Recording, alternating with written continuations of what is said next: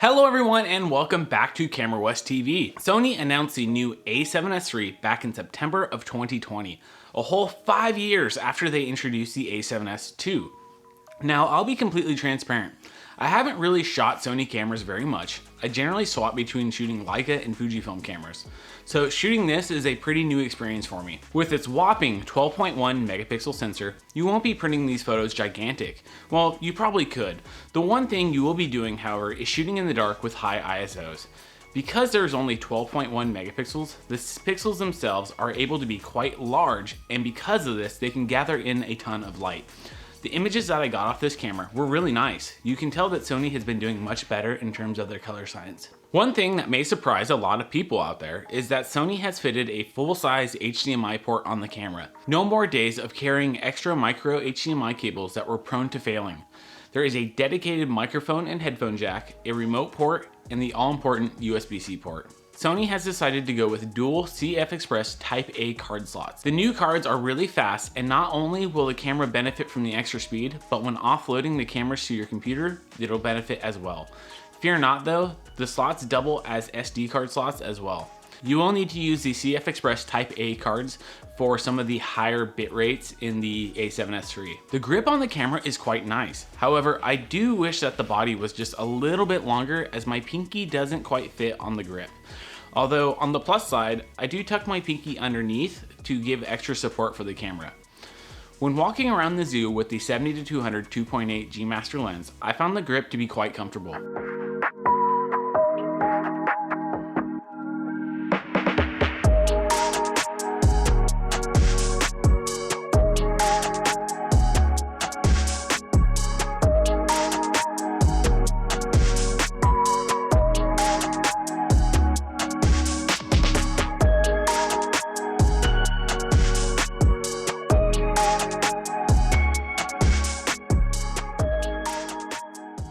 At first glance through the viewfinder, I was quite surprised to see how big the viewfinder was. Its 9.4 million dot EVF is a ton of pixels. The finder is quite detailed, and I found it pretty easy to confirm that the images or video was in focus. The back 3-inch screen sports 1.4 million dots and a nice articulating LCD that flips out to the side. That's a really nice feature, as the screen that flips up are generally blocked by an external microphone in the hot shoe if you're using this in a vlogging style. So far, the autofocus seems really quick and accurate.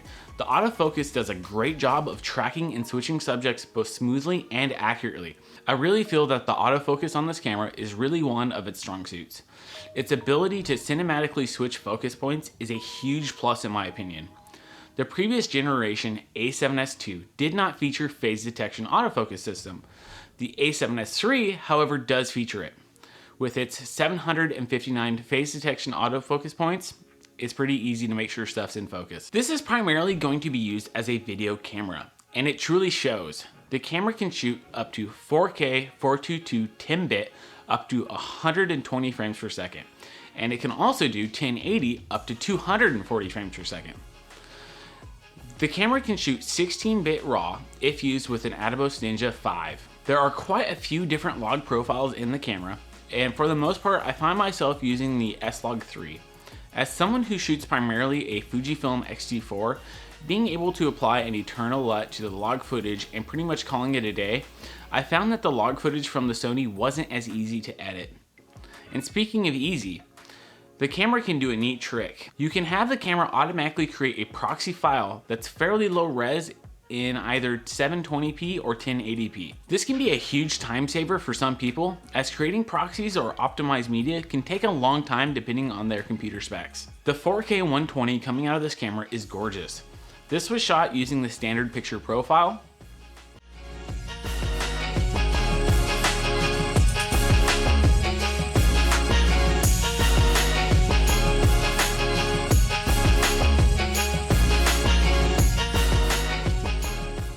The menu system has seen a huge change. I found it easier to navigate the menus compared to previous Sony cameras, especially if I'm looking for a specific setting to change. Even better is the fact that you can use the touchscreen to navigate the menu. You can even scroll through the settings using your finger, and I wished a lot of other cameras had that capability. Log doesn't only stay in video mode, it affects the photo mode as well, and I really wish there was an option to disable this. I think the majority of people who are gonna shoot log in video aren't gonna shoot log in photos as well. One thing that I am disappointed with is the fact that the camera does not have a tally light. For me, being able to see that my camera's recording like right now is huge. I can just see that, there's a blinking light at me and I know that I'm recording and I'm not just talking to nobody. If you are using the active steady shot mode, there is a 1.1 crop, and that will give it a little bit more steady, but it's not as good as I think as other cameras, especially like the X-T4 or maybe even some of the other Sony cameras. The camera is weather sealed, so you are able to shoot this camera in pretty much any weather condition. Well, let us know what you think about the A7S III down in the comments below. And if you enjoyed this video, make sure you hit that like button and subscribe to the channel if you haven't already. Well, this is Adam, and I'll see you next time.